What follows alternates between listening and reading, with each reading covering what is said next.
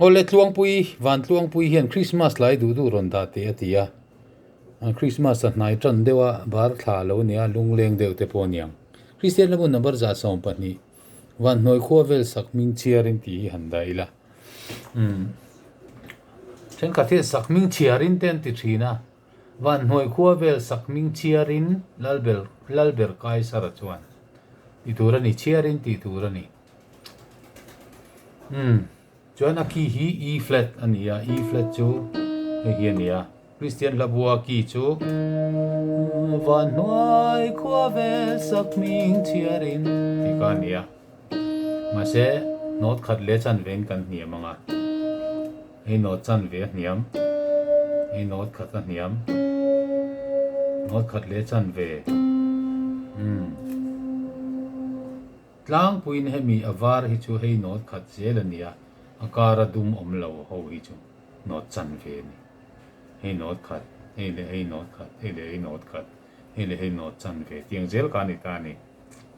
hemi ki chu E flat ania hei not chan ve hei not khatina hniam hei not khat le chan ve hniam si ron ni ta chi ani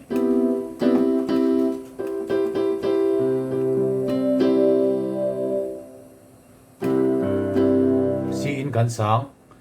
van hnuai khuavel sakhming chhiarin lalber kai sara chuan a som vele lo nam tin nau fa qua re an chang zo ta athunon takhi o Bethlehem anti thina ni nu tam tak a soprano hovin o Bethlehem ka ngaya che anti thina adik lawani o Bethlehem ti turani akat lawa be ti lai kha do sang ani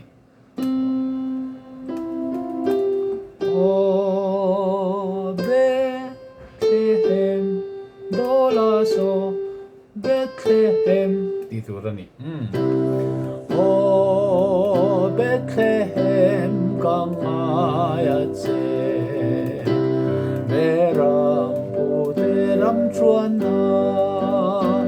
seraphim ten zion vorna chu kalal tiana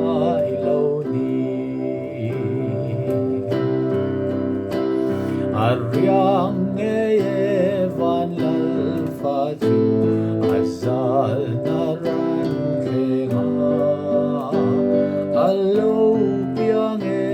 mari frai choi ong in dung zar dwaya o Bethlehem ka ngaya che ram chuana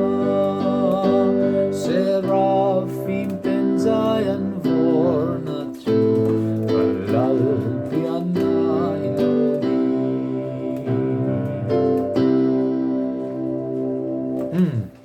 ihani du tok phot mayang